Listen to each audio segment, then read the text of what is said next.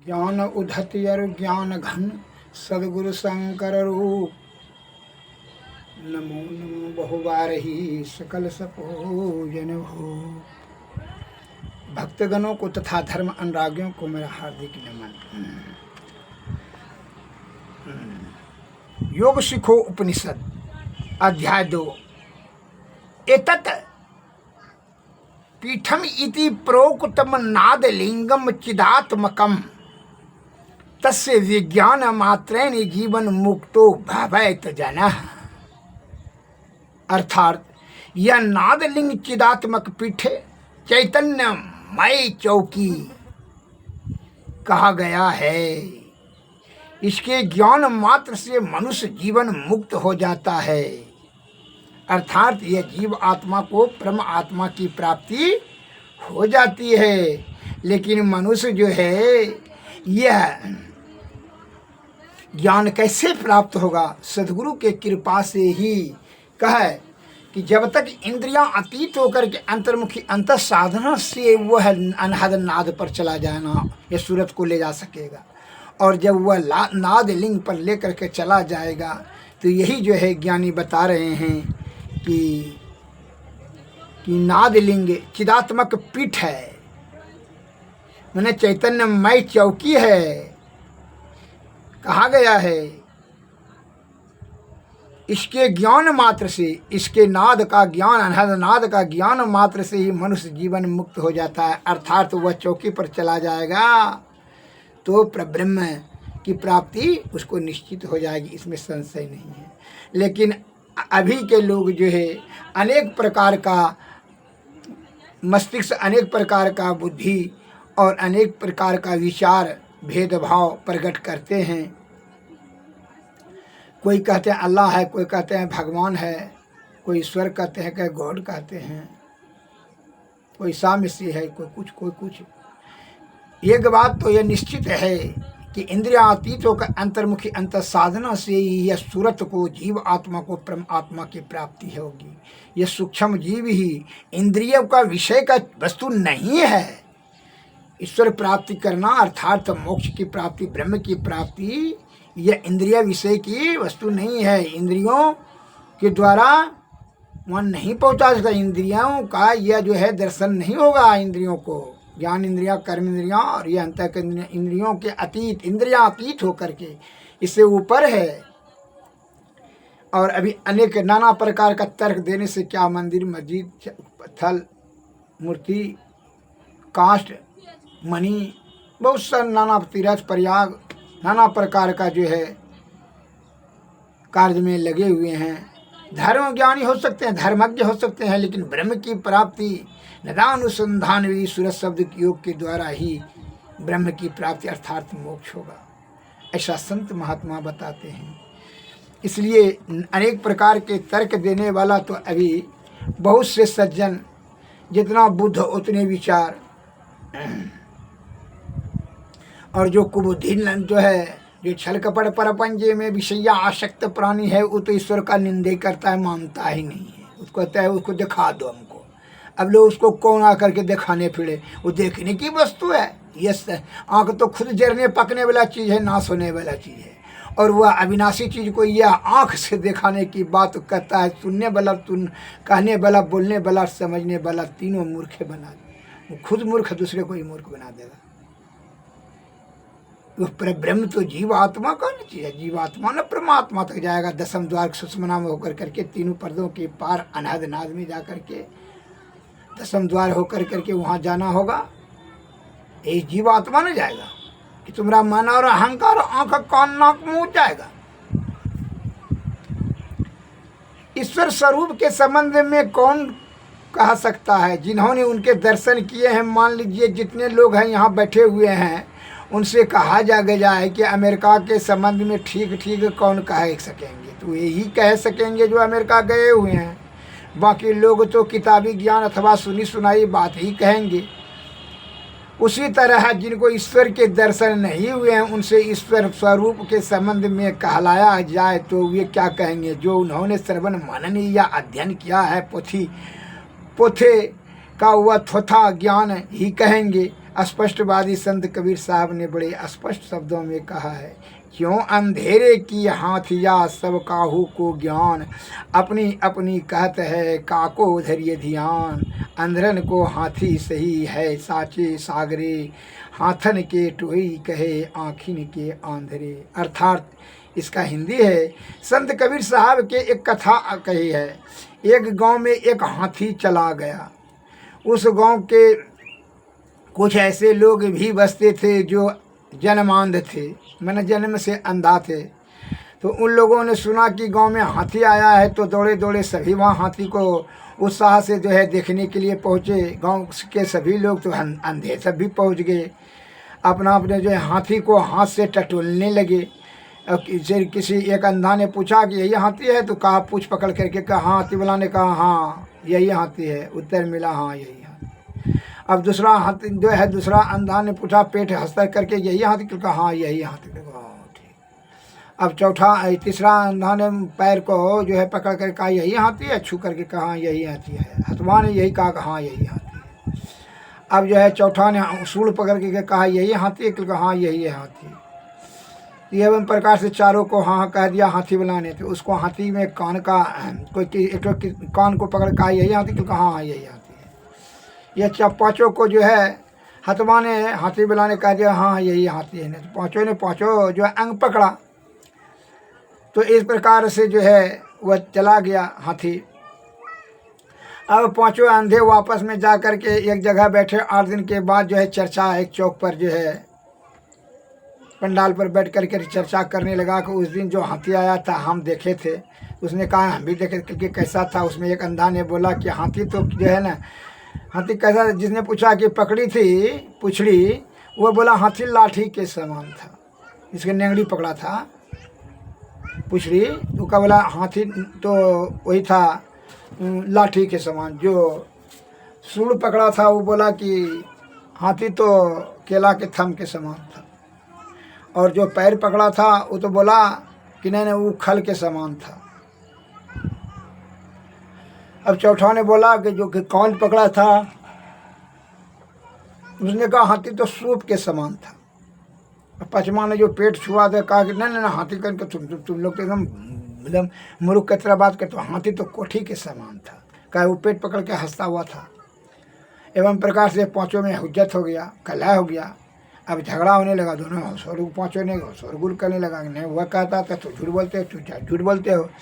एवं प्रकार से कलह देख करके सुन करके बहुत से आदमी वहाँ जमा होने लगे। अब तो एक ज्ञानी आए जो बहुत से जमा हो गए, बहुत से सज्जन। तो जवाब ने इसके कहा कि भाई तो कौन झूठ बोल रहा है, कौन सा सही बोल रहा है। तो एक सज्जन ने कहा, वो ज्ञानी आदमी थे तो आया, वो पाँचों को कलह सुन करके कहा कि दिया।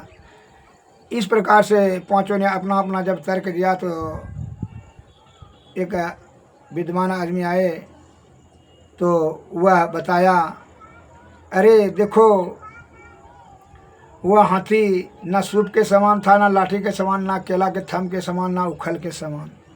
वो जो अंग तुमने पकड़ा उसका पेट था इसलिए कोठी के समान, या पुछड़ी पकड़ा उसका इसीलिए वो बताया कि लाठी के समान, उसका पैर पकड़ा इसीलिए कहा उखल के समान, और उसका सूंड पकड़ा इसीलिए कहा केले के थम समान, उसका कान पकड़ा इसलिए कहता है सूप के समान।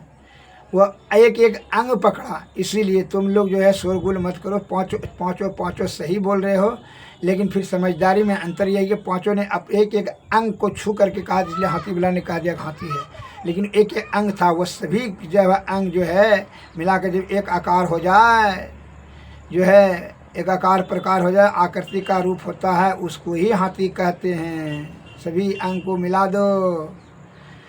उसी तरह हम लोग कहते हैं ईश्वर है, ईश्वर है, लेकिन कोई कहता क्या कहता है इंद्रियों के विषय है। दिखा दीजिए, सुना दीजिए, समझा दीजिए, तब ना मानेंगे जानेंगे। यही हट करने लगता है।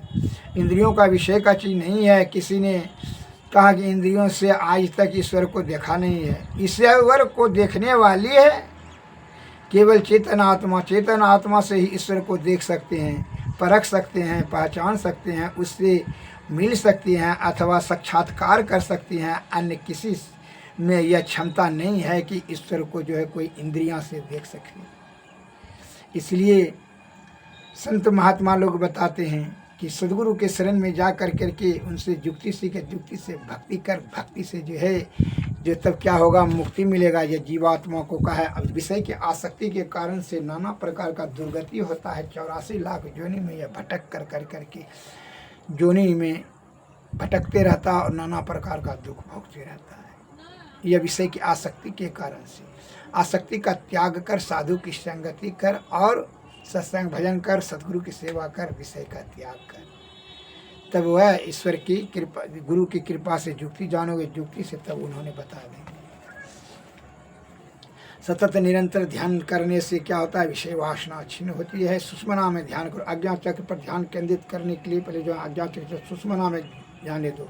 ध्यान इंगला पिंगला जो है बायां दायां जाएगा तो क्या होगा, माया मोह के चक्कर में फंस जाएगा। मकान दुकान, बेटा बेटी, पुत्र पुत्री, स्त्री इत्यादि। बीच सुषुम्ना नाड़ी में 3 या पिंड खुला हुआ है जो है इंगला पिंगला, और बीच में नाड़ी है सुषुम्ना। सुषुम्ना में जब यह सूरज जला जाएगा तो तीनों पर्दों के पार जो है अंधकार, प्रकाश और शब्द मंडल के पार जाकर करके वह अनाहत में चला जाएगा। वही नाद बिंदु चैतन्य पीठ है, चौकी है। वहीं से जब जल चला जाएगा तो मन वहीं तक वह जाते जाते मन वहाँ से छिन्न हो जाएगा। तब वहाँ से जो है ईश्वर का क्षेत्र कहलाता है।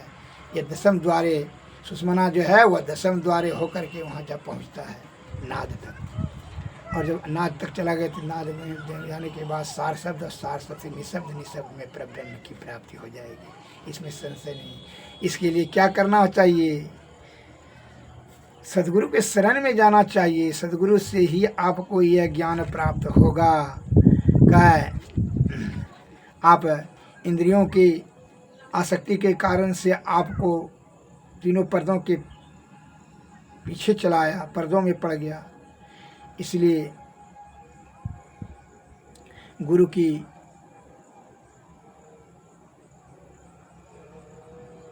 की शरण गहूँ धन धान्य, गुरु कहूँ सुख मन सूरत समाय। तिसर तिल हरे हुरे की अहो संतो हो। बिंदु चमकी आवे पचरंग उगियावे, बिजली छटक यति तेज सहस्र दल पैठौरे की।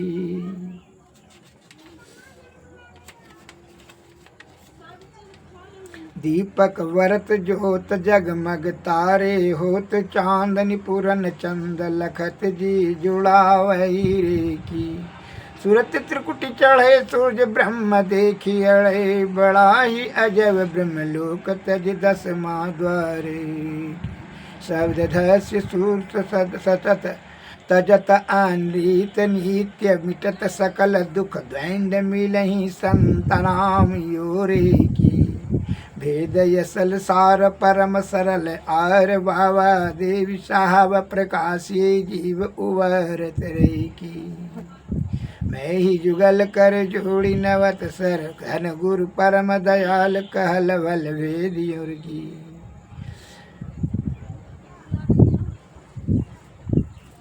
गुरु खोलिए वज्र कपाट, अंधेरी सनमुख की। काया दुर्ग दुखद बंदी खाना, जले अग्निया में दुख की।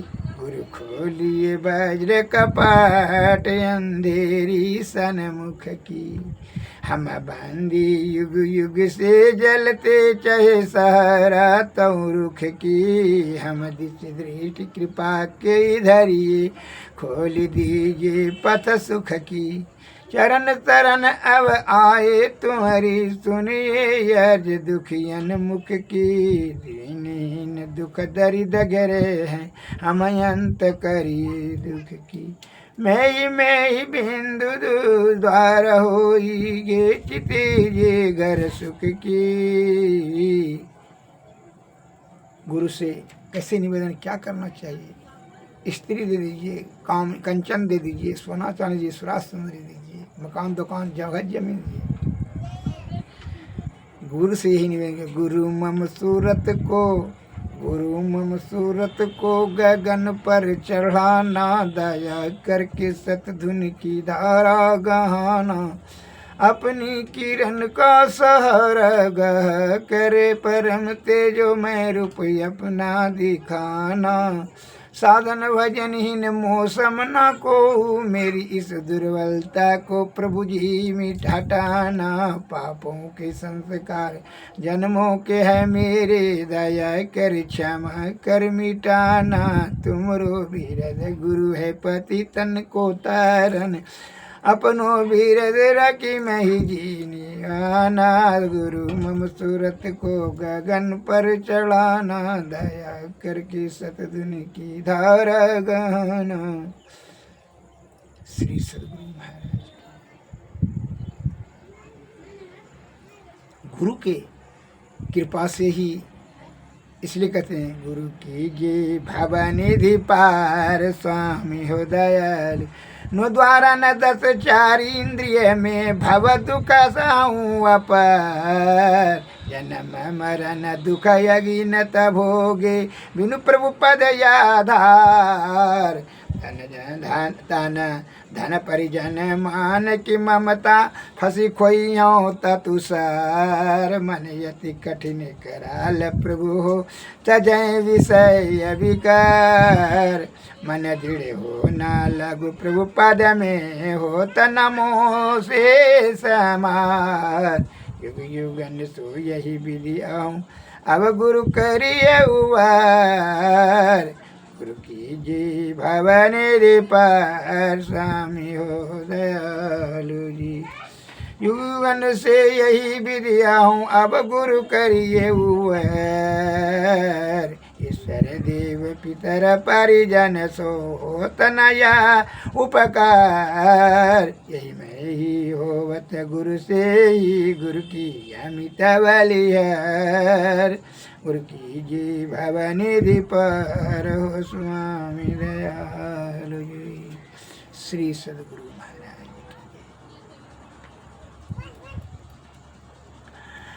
नर चेतो नर, अब हे नर, हे मनुष्य, अब नर चेतो भली भली पछताओगे, करे मली मली कर्म न होता हाथ मल मल के पछताओगे, अब नर चेतो भली भली पछताओगे, कर माली सुखे दह कमल कुमलाए, मछली मर गई जरी जरी, काल शिकारी सबका जीवन एक दिन खइयाई तरी तरी, दाया धर्म न तन मेरा के, पर धन लावे छली छली, भीम अर्जुन पायो पांचों पांडव गए हिमालय गली गली, औरों की तो क्या गिनती है, राम कृष्ण भी गए गली गली, राज रंक सवे चली गई हैं, रावण जैसे बली बली, सूरदास कहे कर जोरी, यह दुनिया है चला चली, अब नर चेतो भले भले पछताओगे, कर मली मली सूखे देह कमल कुमल, मछली मर गई जरी जरी। श्री सद्गुरु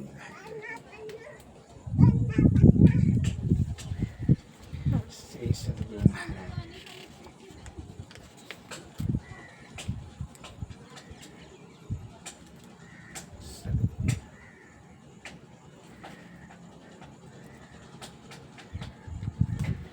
आरती तन मंदिर में कीजिए, ऋषि जुगल कर सन मुख दीजिए, चमकई बिंदु सूक्ष्मयति जल, ब्रह्म ज्योति अनुपम लख, जगमग जगमग रूप ब्रह्मांड, निरखी निरखी ज्योति, शब्द सूरत या व्यास सरलतर, करि करि सारा सवल, ऐसी जुगति काया गढ़ त्यागी, भव ब्रह्म भेद सकल मल छीजी, भव खंडन आरती यह निर्मल हृमेही अमृत रस पीजे आरती तन मंदिर में कीजिए जुगल कर सन मुख दीजिए। श्री